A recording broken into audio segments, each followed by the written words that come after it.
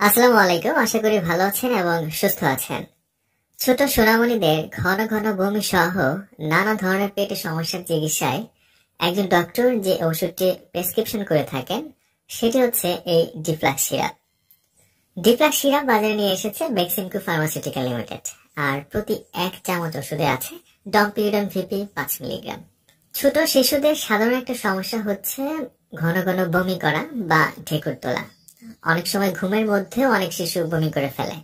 এরকম বমি বা বমি বমি ভাবজনিত সমস্যা শিশুর নানান কারণে হতে পারে। সেটা পেটে গ্যাস থাকলে হতে পারে, পেট ফাঁপা থাকলে হতে পারে। এই ধরনের পেটের সমস্যার চিকিৎসায় একজন ডক্টর এই ডিফ্লাক্স সিরাপ খাওয়ানোর জন্য সাজেস্ট করতে পারেন।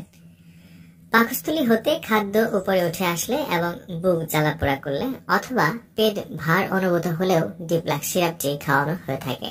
এছাড়া শিশুদের পেটে ব্যথা, পেট ফাঁপা অথবা